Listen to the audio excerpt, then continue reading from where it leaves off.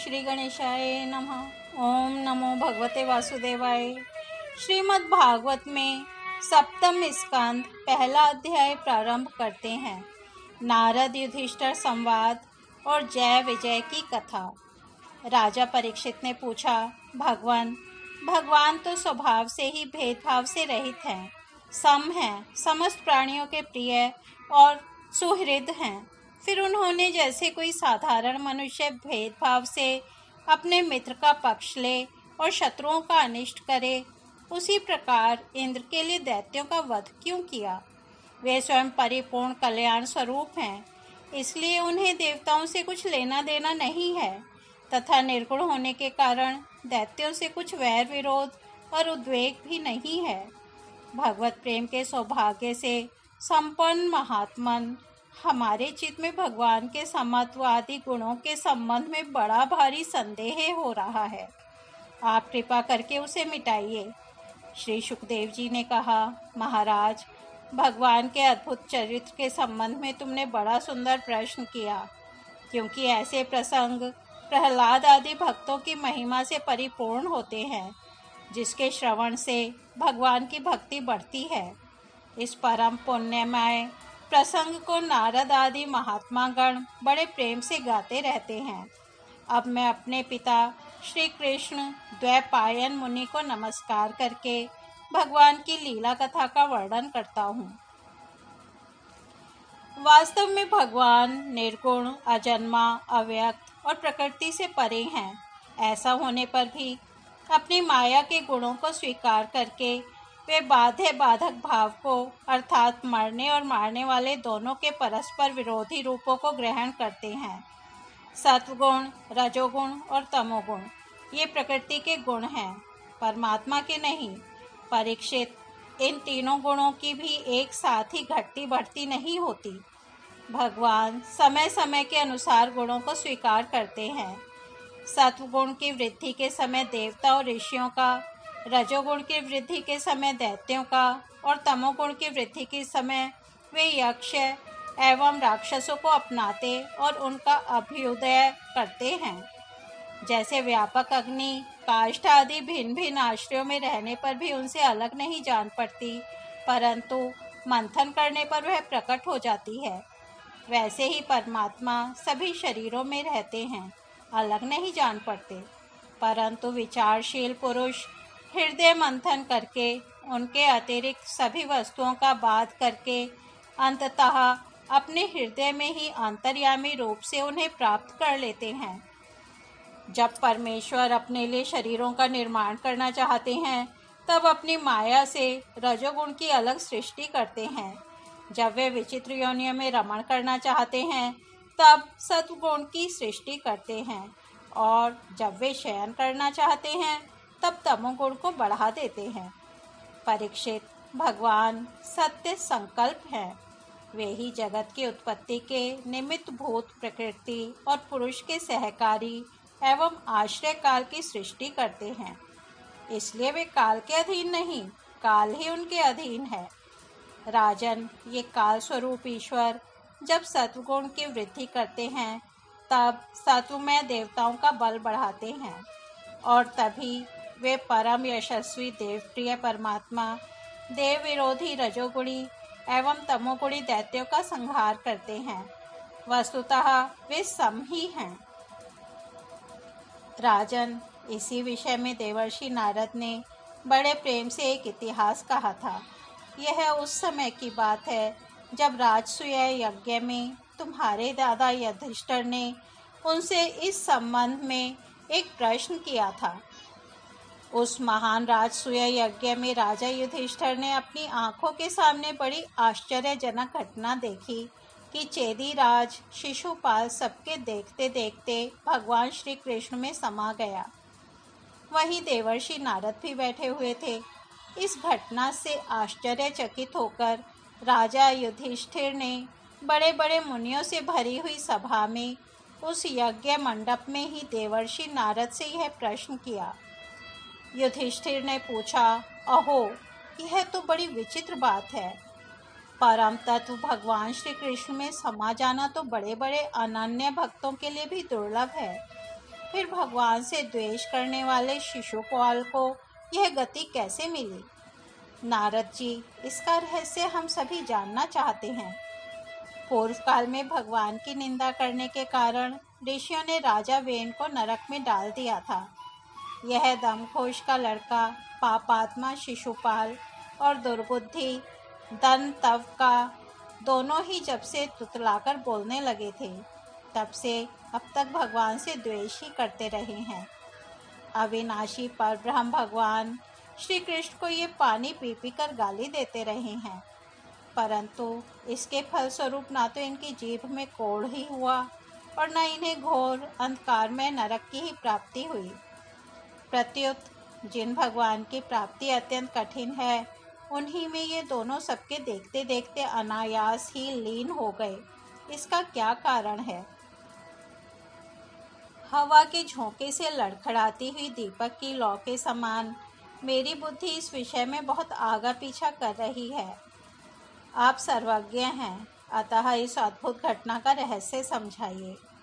श्री सुखदेव जी कहते हैं, सर्वसमर्थ देवर्षि नारद राजा के ये प्रश्न सुनकर बहुत प्रसन्न हुए।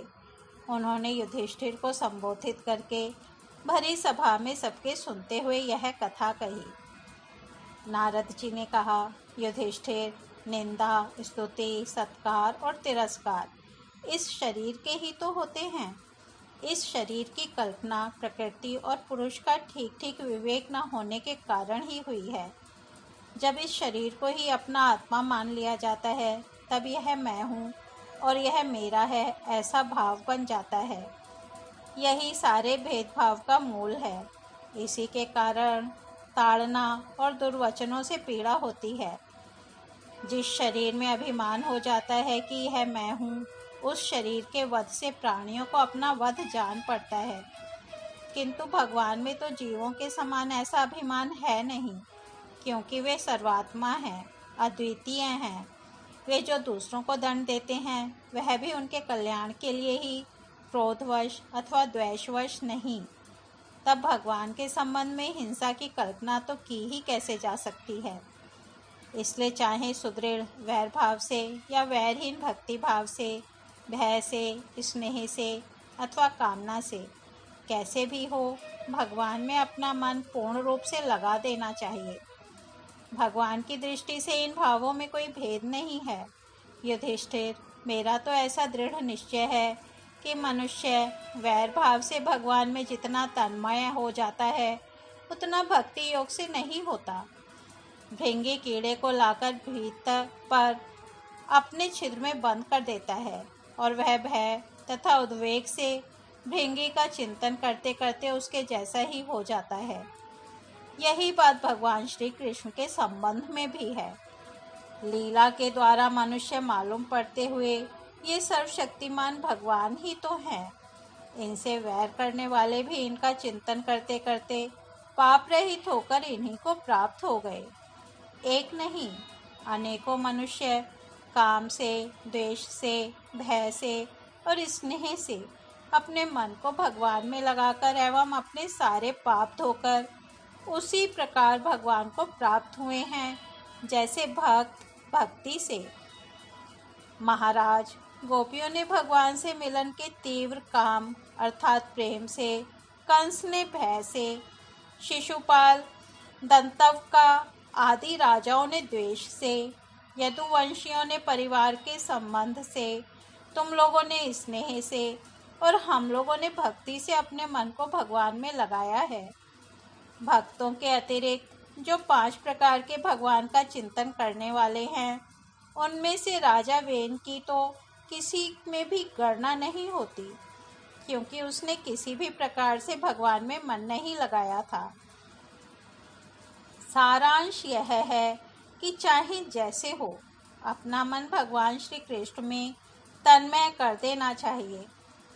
महाराज, फिर तुम्हारे मौसेरे भाई शिशुपाल और दंतव का दोनों ही विष्णु भगवान के मुख्य पार्षद थे। ब्राह्मणों के शाप से इन दोनों को अपने पद से च्युत होना पड़ा था। राजा युधिष्ठिर ने पूछा, नारद जी, भगवान के पार्षदों को भी प्रभावित करने वाला यह शाप किसने दिया था तथा वह कैसा था। भगवान के अनन्य प्रेमी फिर जन्म मृत्यु में संसार में आए, यह बात तो कुछ अविश्वसनीय सी मालूम पड़ती है। वैकुंठ के रहने वाले लोग प्राकृत शरीर, इंद्रिय और प्राणों से रहित होते हैं। उनका प्राकृत शरीर से संबंध किस प्रकार हुआ, यह बात आप अवश्य सुनाइए। नारद जी ने कहा, एक दिन ब्रह्मा के मानस पुत्र सनकादि ऋषि तीनों लोकों में स्वच्छंद विचरण करते हुए वैकुंठ में जा पहुँचे। यूं तो वे सबसे प्राचीन हैं, परंतु जान पड़ते हैं ऐसे मानो 5-6 बरस के बच्चे हों। वस्त्र भी नहीं पहनते। उन्हें साधारण बालक समझकर द्वारपालों ने उनको भीतर जाने से रोक दिया। इस पर वे क्रोधित से हो गए और उन्होंने द्वारपालों को यह शाप दिया कि मूर्खों, भगवान विष्णु के चरण तो रजोगुण और तमोगुण से रहित हैं। तुम दोनों इनके समीप निवास करने योग्य नहीं हो, इसलिए शीघ्र ही तुम यहाँ से पापमयी असुर योनि में जाओ। उनके इस प्रकार शाप देते ही जब वे वैकुंठ से नीचे गिरने लगे, तब उन कृपालु महात्माओं ने कहा, अच्छा, 3 जन्मों में इस शाप को भोगकर तुम लोग फिर इसी वैकुंठ में आ जाना। युधिष्ठिर वे ही दोनों दिति के पुत्र हुए। उनमें बड़े का नाम हिरण्यकशिपु था और उससे छोटे का हिरण्याक्ष। दैत्य और दानवों के समाज में यही दोनों सर्वश्रेष्ठ थे। विष्णु भगवान ने नृसिंह का रूप धारण करके हिरण्यकशिपु को और पृथ्वी का उद्धार करने के समय वराह अवतार ग्रहण करके हिरण्याक्ष को मारा। हिरण्यकशिपु ने अपने पुत्र प्रहलाद को भगवत प्रेमी होने के कारण मार डालना चाहा और इसके लिए उन्हें बहुत सी यातनाएं दी, परंतु प्रहलाद सर्वात्मा भगवान के परम प्रिय हो चुके थे, समदर्शी हो चुके थे। उनके हृदय में अटल शांति थी। भगवान के प्रभाव से वे सुरक्षित थे, इसलिए तरह तरह से चेष्टा करने पर भी हिरण्यकशिपु उनको मार डालने में समर्थ न हुआ। युधिष्ठिर वे ही दोनों विश्रवा मुनि के द्वारा केशिनी अर्थात कैकसी के गर्भ से राक्षसों के रूप में पैदा हुए। उनका नाम था रावण और कुंभकर्ण। उनके उत्पातों से सब लोकों में आग सी लग गई थी। उस समय भी भगवान ने उन्हें शाप से छुड़ाने के लिए राम रूप से उनका वध किया। युधिष्ठिर, मार्कंडेय मुनि के मुख से तुम भगवान श्री राम का चरित्र सुनोगे। वे ही दोनों जय विजय इस जन्म में तुम्हारी मौसी के लड़के शिशुपाल और दंतवक्त्र के रूप में क्षत्रिय कुल में उत्पन्न हुए थे। भगवान श्री कृष्ण के चक्र का स्पर्श प्राप्त हो जाने से उनके सारे पाप नष्ट हो गए और वे सनकादि के शाप से मुक्त हो गए। वैर भाव के कारण निरंतर ही वे भगवान श्री कृष्ण का चिंतन किया करते थे। उसी तीव्र तन्मयता के फलस्वरूप वे भगवान को प्राप्त हो गए और पुनः उनके पार्षद होकर उन्हीं के समीप चले गए। युधिष्ठिर जी ने पूछा, भगवान, हिरण्यकशिपु ने अपने स्नेह भाजन पुत्र प्रहलाद से इतना द्वेष क्यों किया? फिर प्रहलाद तो महात्मा थे। साथ ही यह भी बतलाइए कि किस साधन से प्रहलाद भगवानमय हो गए। इस तरह श्रीमद् भागवत में 7वें स्कंद प्रथम अध्याय समाप्त होता है। कल हम दूसरा अध्याय हिरण्याक्ष का वध होने पर हिरण्यकशिपु का अपनी माता और कुटुंबियों को समझाना सुनेंगे। तब तक हम यही विराम देते हैं। हरि ओम तत्सत।